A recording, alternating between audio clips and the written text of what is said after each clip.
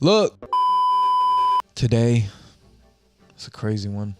This interview was interesting. This interview was I say they're all my favorite because they all are my favorite. It's been so good meeting everybody, but today's interview was Greg, the lead playtester, and it's the time where he just put out his Kickstarter for Rock's Odyssey, which I highly recommend you guys all go support. I supported it a few days ago, and I got my buddy to play it because I don't have a PC yet. So I didn't have an opportunity to play it myself, but I got to watch my buddy Hazimith. So shout out Hazimith as well for recording this footage. But I got to watch him play it. And you guys, it looks really good. It looks really good. We were talking a lot about it and his inspirations and stuff and how Team Cherry, help, things he learned from Team Cherry while working on Hollow Knight. And it was really cool, seeing how his game is turning out, seeing the demo. And I hope you all support it, and I hope you all enjoy the interview. And yeah, let's get it started. Oh, so man, how you doing this week, man? You launched your Kickstarter this week. I sure did. Yeah, it's pretty good. It's off to a decent start. Hell yeah. We're about 10% of the way there in 2 days, so right on. And so it's going to be 60 days as well. Yeah, so everyone does 30 days, but then I was like, well, what's the downside of doing 60 days? I don't understand. So, yeah, I don't know what the honestly, I don't. Now, even Kickstarter themselves say, "Oh, we recommend 30 days." I'm like, why? What's the difference? Yeah, I've never thought surely about longer that. is better. Yeah. Yeah. So how did this game go about getting started? That's a great question. Well, sorry. I guess, I've always wanted to make a game as well. Like, since I was a kid, that was my dream job. I just never thought, that it could be a possibility. But then, of course, I saw my friends do it with Hollow Knight, and then I directly worked with them on the game. And so I learnt a lot of the behind-the-scenes processes and basically kind of the realization that, you know what, hey, actually, I think I could probably just make a game as well. So obviously I really love Hollow Knight.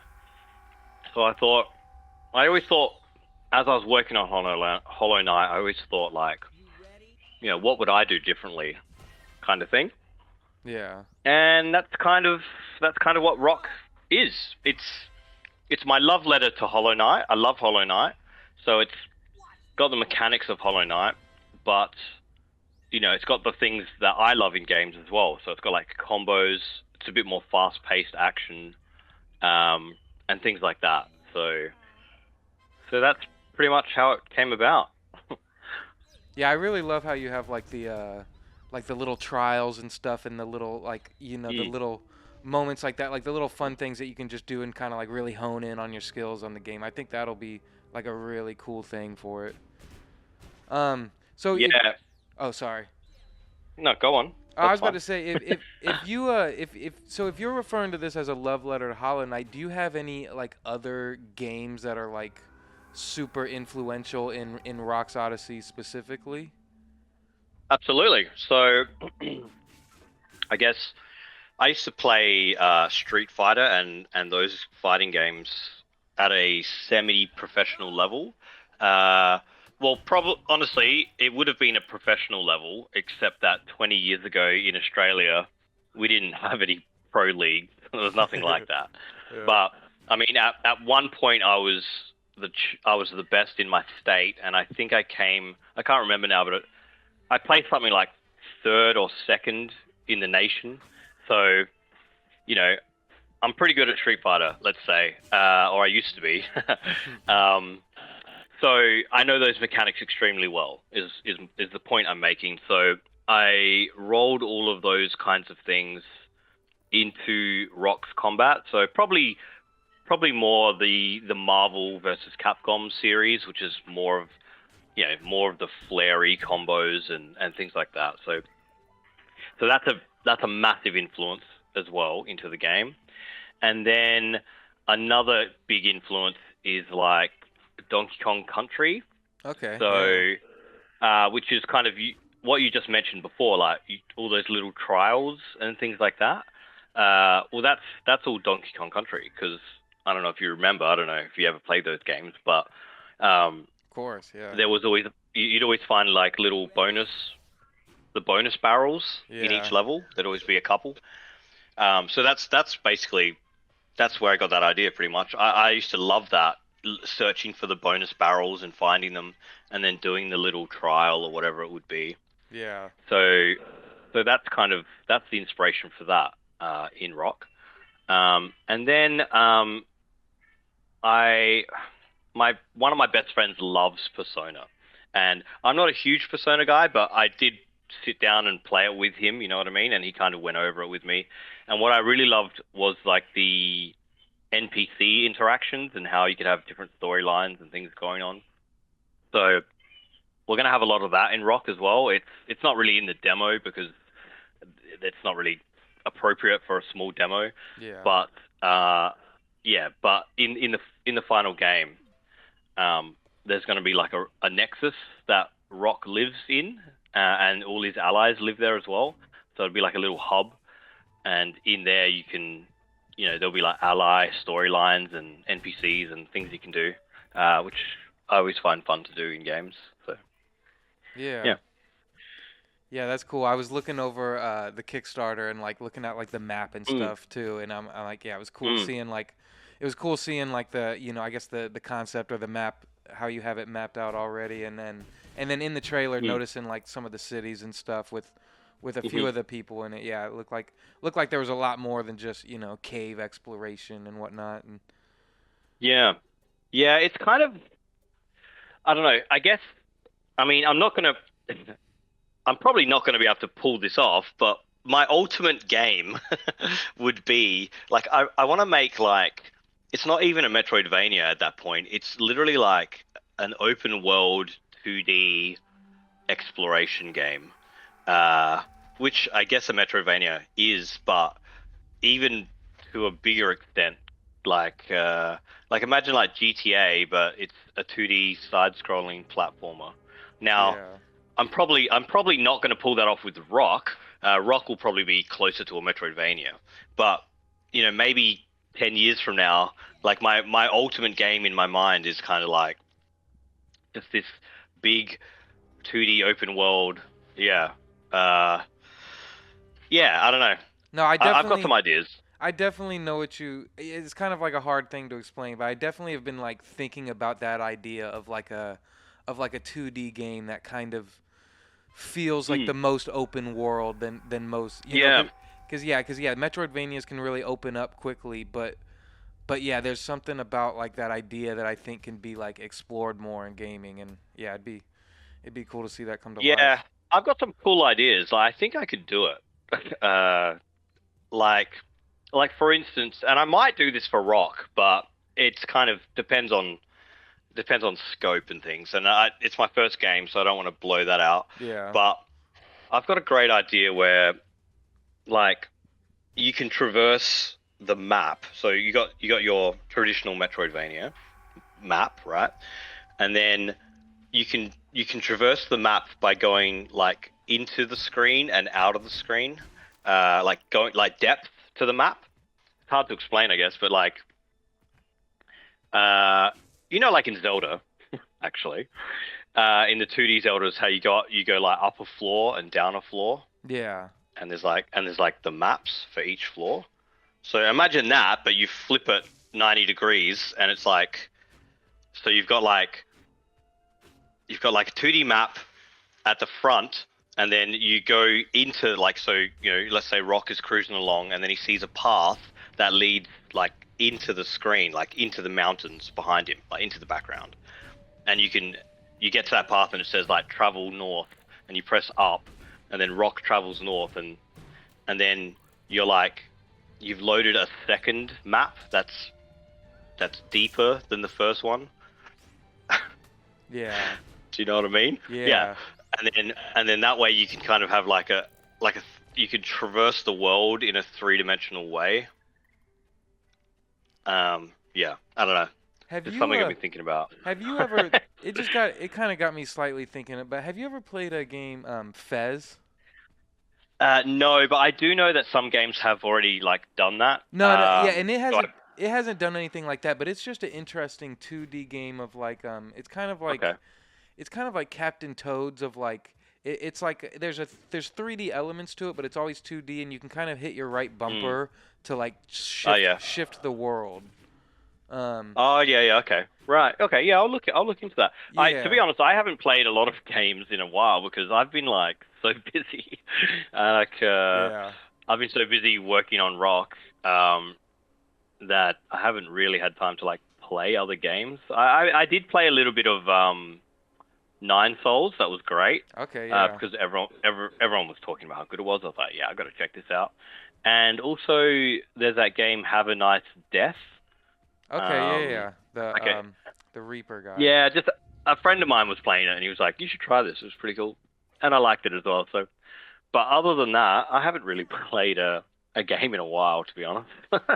Well, so how long have you been working on Rock so far? Like, when did it officially begin for you? Well, I mean, that's a good question. So probably on and off. See, on and off. So I guess probably 3 years on and off. I mean, sometimes I'll have a 4-month break. So, you know, it's very sparingly. But I would say probably like in terms of hours that I've worked on the project, I've probably done about a year's worth of dev on the actual project over 3 years. Yeah. So, because basically, I have 3 young children is the reason. So I have to manage being a dad to 3 young kids and working on Rock, and then also working professionally to earn money for my family to eat, you know, things like that. Which is so, you know, sometimes I have to put Rock on the back burner, as you can imagine, but that's the point of the whole Kickstarter. So we want to raise money so that we can all, like me, our artist Lauren, and our music man Nathan, all 3 of us can go full time on the project and actually really hone in on Rock. Yeah. And wrap it into an actual product that we can, you know, that we can sell and people can enjoy.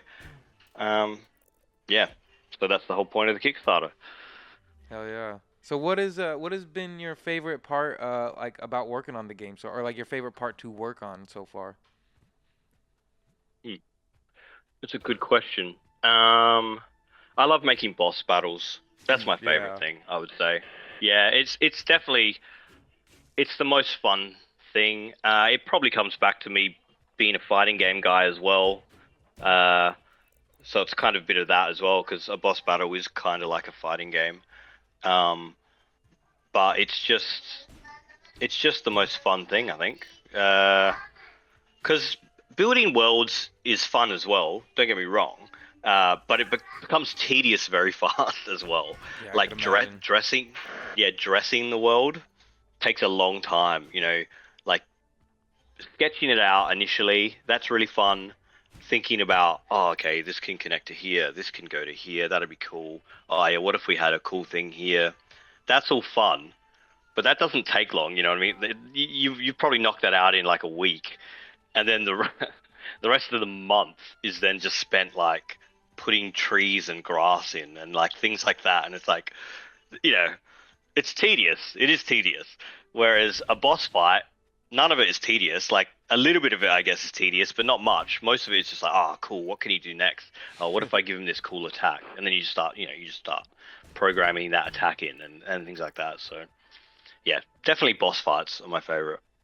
Yeah. Now I probably understand why Cuphead is just a all boss battles game. They probably had a blast making that, even though the drawing of that was probably crazy. Yeah, I think that's probably their biggest challenge would have been the animation, because their animation is like insane. So that would have taken ages. That would have taken so long. What do you think Yeah. your biggest struggle has been so far? You think it is the dressing of the world, or is there anything else that has just been driving you more crazy? Um, it's honestly my personal biggest struggle would be just the time, getting time to actually work on the project. Yeah. When I do work on the project, it'd probably be, yeah, it probably is that kind of stuff. It, Nothing's like a really huge struggle, to be honest. I guess, yeah, probably the dressing of the scenes can be really annoying, and also bugs, like finding bugs and having bugs. They're probably the most annoying. So having to find them and fix them. Yeah. But that's just part of the process. So Have um, you have you yeah. been like teaching yourself game dev throughout this, or have you had like any like I guess like schooling or like learning about it? Yeah. I'm completely 100% self-taught. Yeah, that's So, well, amazing. not I mean, I learned from YouTube, Yeah. and team being around Team Cherry and things like that. So, I guess so I was around Team Cherry, so I absorbed their kind of ethos and what makes a game good and why you should make things the way you should, uh, which is great. But then I had to learn how to actually make a game, the nuts and bolts of it. So no, pure. I didn't even know. So for anyone who's listening, who's a programmer, they'll laugh at this. Like I didn't even know what a bool it was, like a boolean. I didn't know what like a variable was. I knew nothing, like literally zero about coding. Like I knew nothing. I just had an idea of like, oh, it's just, isn't it just like if and else, like if this happens or else that happens. Um, that's all I knew. And then Yeah. so, so I literally just went on YouTube one day and I was just like, okay, I got to learn C sharp because that's what Unity uses. And I just typed in C sharp beginner tutorial. There was some guy. I could probably find the video. It was a great video. I can't remember who it was by, but 4 years. It was a four, not years, 4 hours long. And I just sat along with it, and I just did the things that he did in there. Got a really basic understanding of how coding worked, and then I just dived into Unity basically, and then followed Unity tutorial after Unity tutorial. So, yeah, that's it. Yeah, that's amazing. Yeah, that's exact. I just think about what I know of coding, and that's like exactly how I would describe coding. Is just it's if you do this, then this, and that's like literally all I know about Yeah. coding. So it just Well, it makes me yeah. laugh that you say that that's all you knew. Well, to be honest, though, I mean, one of my best friends is like an incredibly good coder. So he helped me a lot as well when I'd be asking a few things. But in his words, he's like, I mean, really, that actually is what coding is. He's like, if you code in assembly, which is like one of the lowest level languages, like you basically all you have is kind of like else and if, and you can jump from one bit to another. But like when you really boil it down to it, it really is just kind of like a series of like do this or do this. Yeah. Like really, like yeah. So it's interesting, but yeah. Okay, so what games are like super important to you in general? Like outside of Mm. stuff we might have talked about, besides like Hollow Knight or Yeah, yeah, Street Fighter, what other games yeah. just in your life? Hmm. Okay. So my favorite game of all time is actually Final Fantasy VII. Okay. I think for a number of reasons. I mean, it's an incredibly good game, incredibly good. But also, like, I mean, I'm 40 years old now, right? So I have lived through probably not all of, but most of gaming. So I started on the NES, Super NES, etc. Right, and we went that way. So Final Fantasy VII was just, if you were there at the time, it was just such a breakthrough in technology, in game storytelling, in every aspect, every single aspect. The music of the game is like phenomenal. Like none of this existed before Final Fantasy VII. Like maybe it existed here and there, but it was very niche. You know what I mean? Final Fantasy VII was like the, oh wow, like video games can be like as good as movies or better than movies. Like before that, video games were just like a thing for kids,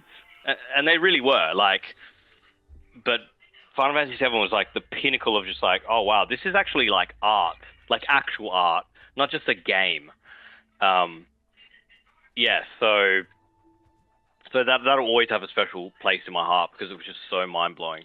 But other games at the time that also did a similar thing, Resident Evil, you know, again, same thing. It's like a game like that never existed before. Like it wasn't a game, it was like an experience. It was like holy crap, this game's like a scary movie, you know? Yeah. And of course, and the visuals were mind blowing at the time. Obviously, you go back now and everyone laughs at them, but like when we were like, I was about 12 or 13 years old, and we hadn't seen 3D before. And to us, we were like, this is real. Like this is real. This is insane. Yeah, so you know, there's a handful of games like that, but you know, I mean, a lot of the same classics that everyone has. You know, Ocarina of Time, Zelda, Link to the Past. You know, my first ever game was Super Mario Brothers. I still have vivid memories when I was about 5 years old playing that game. You know, I don't know. There's so many. Obviously, Super Metroid, one of my favorite games of all time. It's just amazing. Again, Super Metroid is probably the proto beginning of like, oh wow, like this game's kind of like an eerie movie in a way. Like It's got such atmosphere to it. Yeah, I don't know, so many, like Donkey Kong Country series, like I said, Mega Man X series. I love Mega Man X. I don't know, there's way too many. Yeah. There's too many. Yeah. I know you say you don't get much time for gaming anymore, but I guess in the last decade, like how many of the major indie games have you played? Has there been any of those that have just really stood out to you? But besides Hollow Knight, of course. Yeah. Well, Hollow Knight's nearly 10 years old now anyway, right? No, it's 8. I was just thinking about that right before this. Yeah. Well, you got to understand, to me though as well, like to me it's like 9 years old at least. Yeah. Or it's way older in terms of, like, they started developing it more than 10 years ago. Crazy when you think about it. So yeah, I mean, yeah, obviously I have. Do you know I love Slay the Spire, whatever it is. Slay the Spire. It's like that card game. It's like a roguelike card. I know it's totally random, but like my mate showed it to me, and then I was just like, yeah, this is a great game, and I kind of got hooked on it a little bit for a while. I like the idea that it's just kind of like a little half an hour experience. It's not like you don't have to like sink a lot of time into it. As you can see, that kind of, I guess it kind of lined up perfectly with being a dad. You know, so I could just have a quick game here and there, and then go back to do dad duties. What else? Obviously the Ori games. We play them. They're great. I do like Will of the Wisps quite a bit more than the original game. You know, as you kind of know, I like combat. I think the first game was a little bit lacking in that combat area. The second one, like, definitely made it more, I don't know, complex, a bit better, I think. So that was cool. What else did I play? I played Cult of the Lamb. I actually know those guys. I actually tested for a game that they did before Cult of the Lamb. For them. I just picked Cult of the Lamb up. I'm about to try Oh, really? Soon. Yeah. Yeah. Those guys. Yeah, I was testing on a game. It wasn't really their game. They were just working on a game, like they were for a publisher, and it was just like a little speed running game. You know, it wasn't like a full passion project for those guys, but it was kind of like, this game's all right. And it was all right. And I tested for them, and it was cool.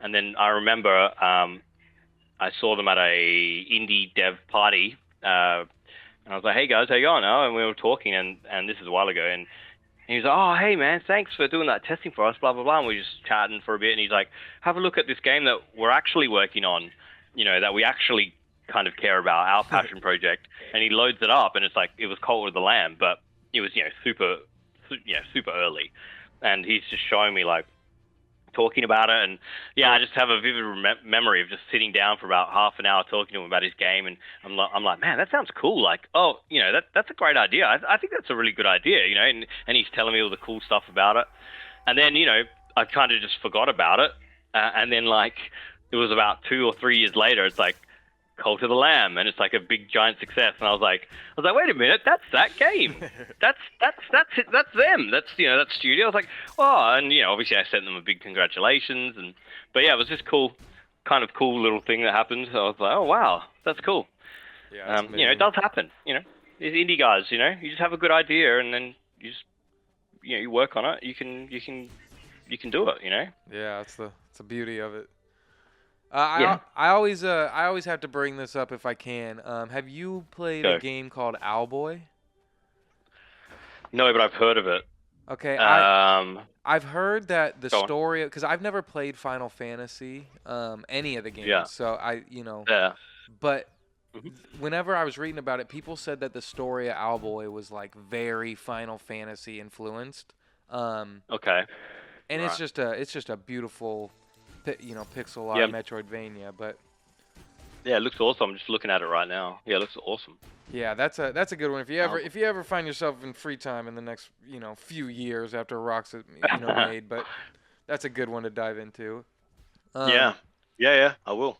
Thank you. So yeah, how did you get involved in playtesting Hollow Knight? Well, I mean, I just got lucky, right? Let's just put it that way. Well, initially I got lucky, and then, so Ari and William, I've known them for 20 years more. We're just friends. We've been in the same friends group for a long time. They needed testers at some point, kind of near the end of their development cycle. They really needed some testers to come in. I did a little bit of testing, not official testing, more like playing of the older builds and just giving my feedback here and there, but that was few and far between. But then, closer to release, they needed testers, so I put my hand up. Hey, I'll test it. And then it wasn't just me; it was me and about 5 other people from the friends group and things like that. But I really dived into it because the game really resonated with me, and so I just went crazy on it. I just played hours and hours. I played so many hours. I tested so many hours, and wrote it all up correctly. Test reports, blah blah blah. And then William and Ari just kind of, obviously I was doing a good job, so they just kept asking me to do more testing, and then eventually they just started paying me to do it. Basically. And then I became the lead tester for about 2 years or something. Probably, so at release of Hollow Knight, and then all the way through all the DLCs, and then to the start of Silksong. So I did a bit of testing on the demo, the Treehouse demo that they made for Nintendo all those years ago. And then probably after that, they didn't really need a tester, because they were, you don't really need testers until you've got at least a little bit of the game made, right? So they, at least, I don't know, half the game. So they didn't really need anyone full time. And so I was like, okay, well, I've got 3 kids, so I just went and started testing for other companies and things like that, just here and there, and then I started working on Rock. That's when I was like, you know what, I think now's the time. So yeah. Were you ever play testing any other games before Hollow Knight, or was that kind of your introduction to it all? No, introduction. Yeah, no. I was just I used to run an arcade. A video game arcade. I was the manager of a video game arcade for about 10 years. So that's what I used to do, which is awesome, by the way. It's a good job. Don't get me wrong. I love it. It's a really fun job. And then they needed a tester, so I started doing it. Like I said, I started doing it for free, part time, and then they just needed someone. So yeah, that's it. Now Like I said, I just looked into it. Awesome. Yeah.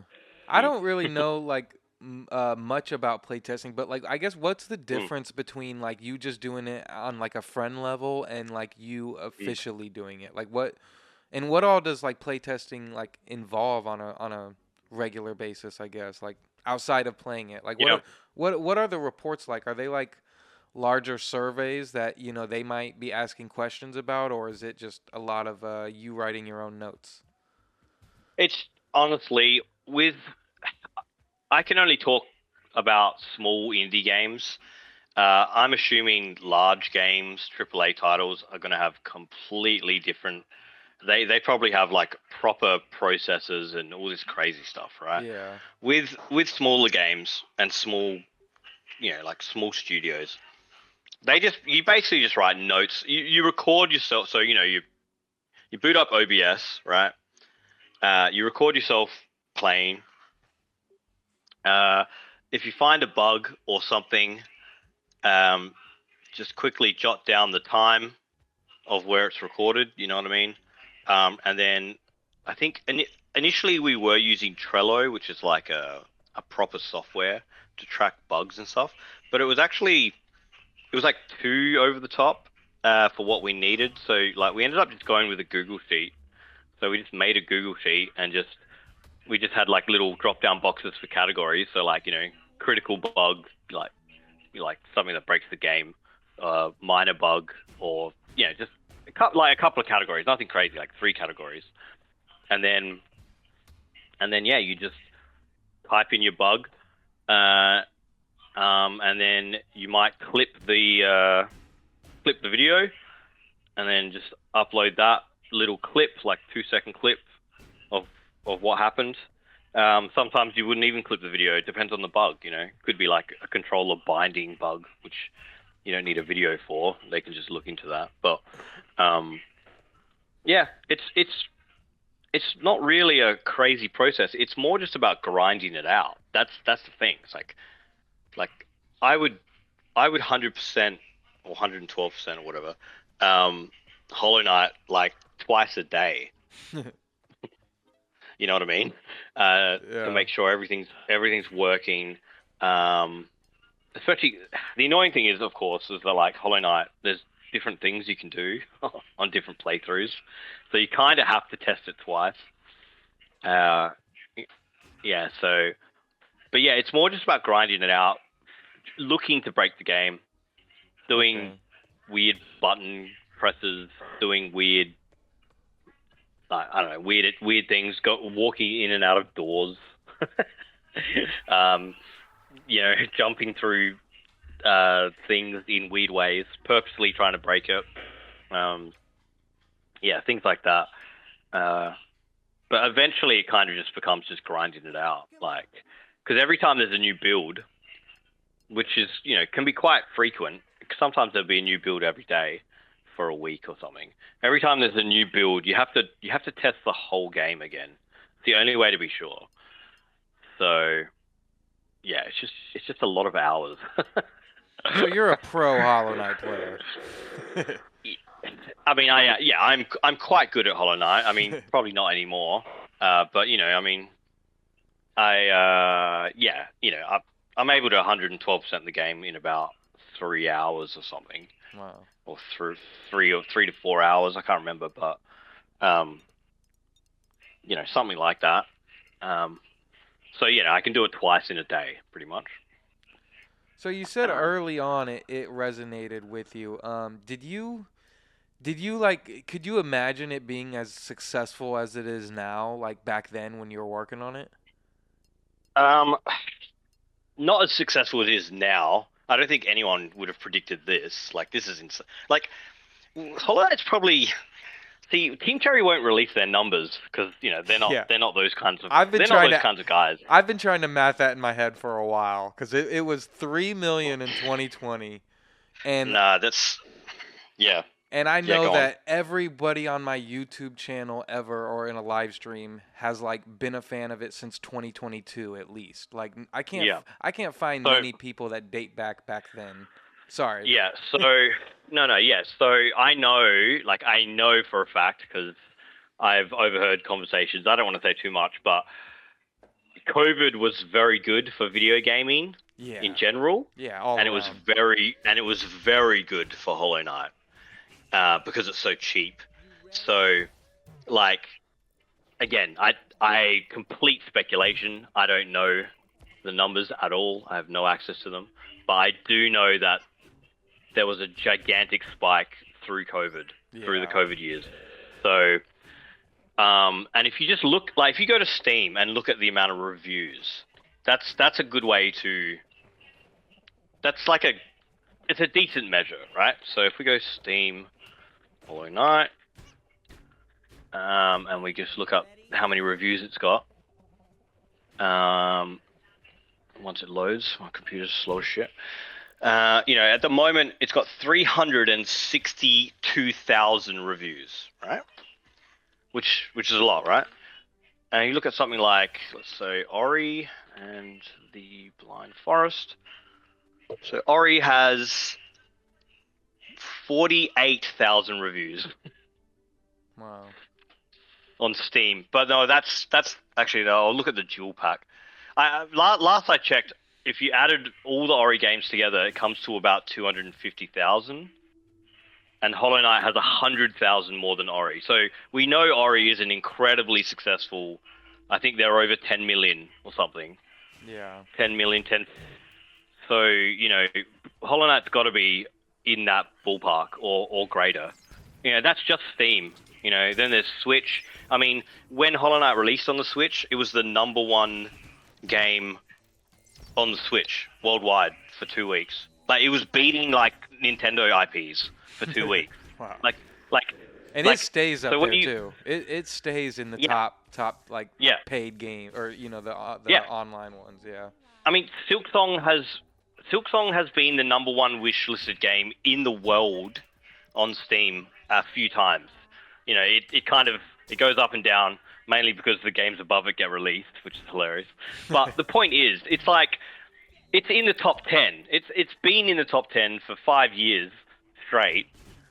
Like, it's like So when you say to me, could you have envisioned this? No, like, this is insane. Like, it's like ridiculous. Like, Hollow Knight's one of the most popular games in the world. Yeah, like no, it is. It's not. I'm not saying it's the most, but it's probably in the top 20 or something at the moment. Which, who the hell? No one can predict that. That's insanity. You know what I mean? Like, yeah. It's just like a little 2D game with bugs. You'd never go like. But I did think it was going to be something special though. Just to go back to the initial question, I did. I was like, man, this game is, it's fantastic. I mean, as you know, we all know, but it was kind of mind-blowing to be like, oh, hey, can you come test our game that we've been working on, that I've known about, that they've been working on, obviously, for like 3 years. I was like, yeah, cool, I'll come play your game. And for it to be just like a mind-blowing experience was mind-blowing. I was just like, wow, my friends have created something like truly special here. So I did know it was going to be a success, but this level of success, no way. No one could have predicted that. No way. Yeah.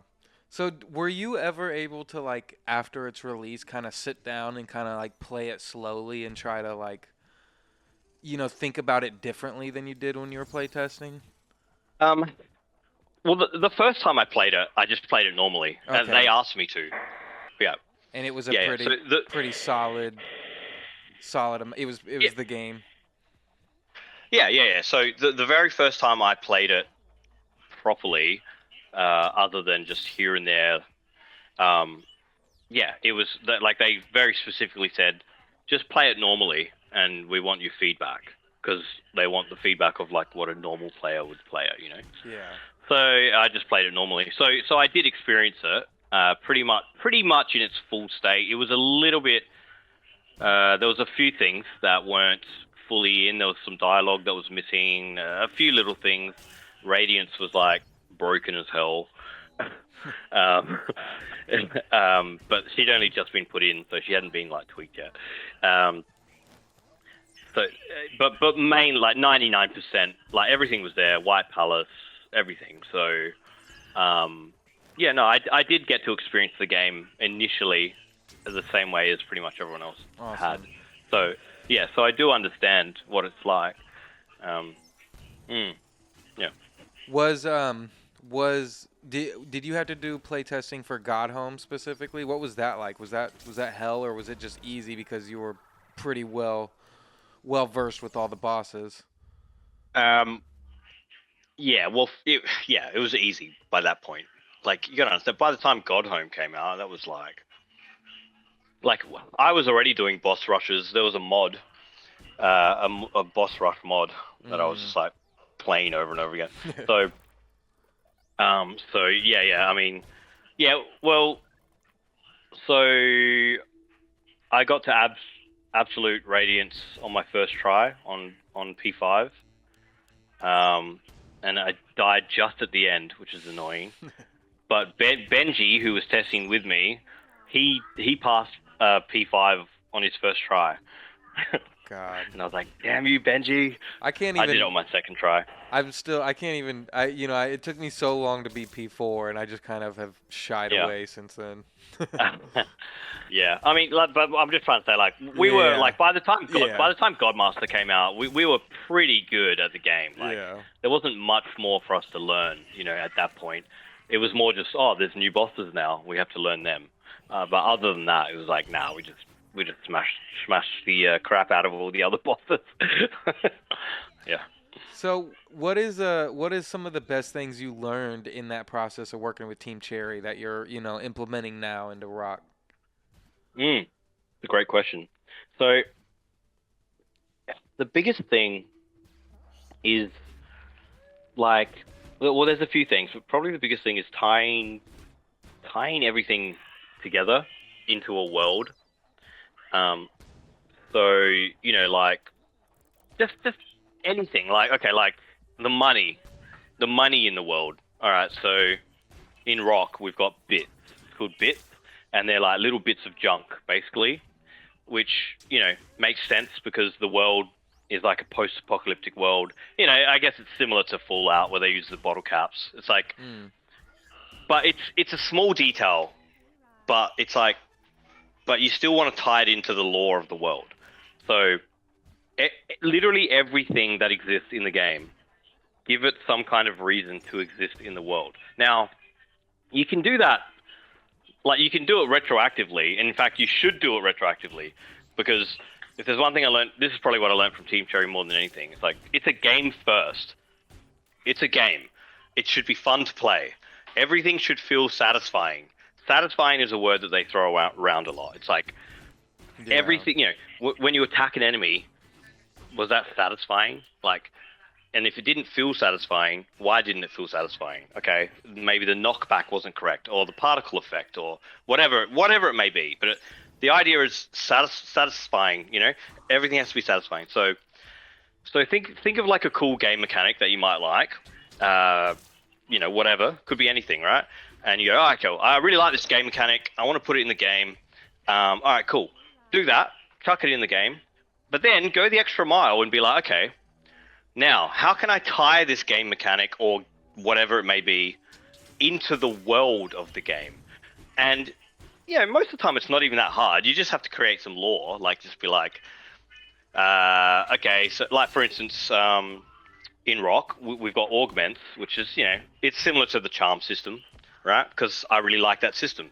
So, which is, again, similar to Final Fantasy VII, which is my favorite game. So it's like, it all kind of comes full circle. But so yeah, I got these augments, and you're like, okay, cool, we've got these cool augments. You can augment Rock, just like the charms. All right, cool. But then you just go, all right, but what are the augments? And then you're like, okay, well, the augments are cores that have been taken out of the war machines of the past, and Rock can kind of attach them to himself in some way, or something like that. It doesn't even have to be much, And then each augment, when you highlight it, you just write a little blurb of lore about it, This came out of, just make up some kind of machine that it came out of, and that's it. And all of that, if you just keep doing that and constantly doing that on every little aspect of the game, you end up creating a world that the player can be like sucked into. So that's probably the biggest thing I learned from Team Cherry is that world building and how important it is. Yeah. Yeah, but also, but lead with the game first. Don't build the world and shoehorn a game into it. I mean, yeah, you kind of have to do that because you have to build a world first. So, like, you have to build have a big picture of the world and put a game into it. But I don't know, they exist in flux. Yeah. It's like one thing affects the other. Yeah. Is it like important not to get like too attached to some things in case it doesn't work out? Yeah. Yep. You have to be. Yep. Absolutely. In fact, I would say that is the #1 area where indie devs fail. The #1 is getting attached to something. I know a lot. I know probably about 3 different games. I know a lot of indie games because I go to a lot of indie things, right? That are in development. But I know of at least 3 or 4 games where they get attached to like a system, like a thing in their game, like a grappling hook might be one. For some reason that's come up a few times. People love grappling hooks, and I get it. It's fun, right? But they're really hard. Really hard to make satisfying, right? That word again, satisfying. Yeah, I was about to say, they're almost never satisfying for me in a game. Yeah, well, that's right. They almost never are, right? It's Spider-Man's like the only game ever that's done it right? And when it's done right, it's awesome, right? But man, I have played so many games, indie games, that have a grappling hook mechanic, and it's just not good. I don't want to be rude, but it just isn't. It's not fun. It's clunky. It's almost, if anything, it's annoying. It's annoying to use. So now you're annoying your player, and it's like, dude, get rid of it. I get it. You either have to make it work, but if eventually you just have to get to the point where you're like, man, let's just scrap this idea, because it's not working. Yeah. And a lot of indie guys kind of fail there because they get too attached to it and they don't want to scrap it. And it's like, dude, just scrap it. So you're 100% right on that. You have to be willing to kind of admit that you're wrong on something. That's what it really comes down to. You have to just be like, you know what? I tried. It wasn't good. Get rid of it. Let's work on something else. Yeah. So yeah. So, I know you can't say anything about Silksong, but I just want to ask, what has this wait been like as someone who is kind of close to it? Is it been exciting for you? Is it how funny has it been just watching the community go in shambles here and there and just get so excited and lose their mind? What has all of it been like for you? Yeah, it's look, it's been a wild ride. I can tell you that right now. And I've contributed to it a few times, for better or worse. I had to apologize a few times publicly because I was trolling a bit too hard. And obviously I've stopped doing all of that now because I don't want to piss people off. That's never what I wanted to do. Yeah. Yeah, it's been interesting. So, I mean, obviously it's awesome that everyone's so committed, I guess, to it. But yeah, I don't know. It's just been crazy. It has been insane. I'm just glad. I've wanted to talk to people about the game for so long. I just can't wait to actually release it. Because look, there's things that I do know about Silksong. Obviously, I can't talk about them. I don't know heaps because I don't fully work on it. But I know a few things, and it's even the things that I know, I'm like, man, they're so cool. I just want to talk to people about it. I want to be able to actually talk freely about this game and share in the experience that everyone has. that everyone's going to have. So you know, I'm pumped that they're finally, well, as it looks, you know, again, I don't know, but it looks like they're probably getting near the end now of development and are hopefully looking to release soon. 2025, it looks like, is going to be the year. Nintendo. See, I don't see that. I want to talk on the Xbox thing. That Xbox thing, I don't know what happened there. I don't know what happened. What, right? years ago? Obviously, because, yeah. Remember the Xbox thing? Yeah. The whole, well, you know, 12 months. Look, I don't know what happened there. Of course, I have no part in that, but I do know the state of the game. Well, I had an idea of the state of the game at that time, and I was pretty sure it wasn't going to be ready within a year. You know what I mean? So I don't know where Xbox got that from. Interesting. Yeah, and then it was interns adding to it as well.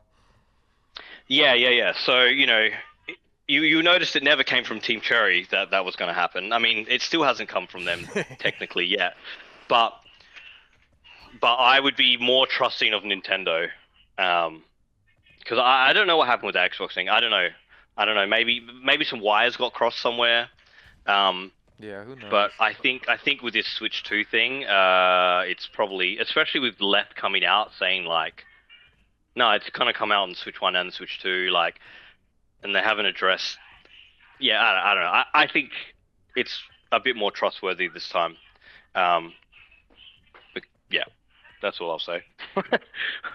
Again, I don't know. I don't want anyone to quote me being like, yeah. I don't know, but I would put my money on this one. I think it's probably correct. So. I think the community will be happy to know that Greg is at least a believer right now and not a doubter. Yeah. No, I'm for sure a believer this time. Yeah, big time. Believe. It's more fun. Life's better if we believe. Yeah, exactly. It's way better. That's what I've been saying. Yeah. Okay, so I have one final, and it may be a curveball question that you don't even want to answer. And Go on. But did you ever do any playtesting with Hornet in Hollow Nest?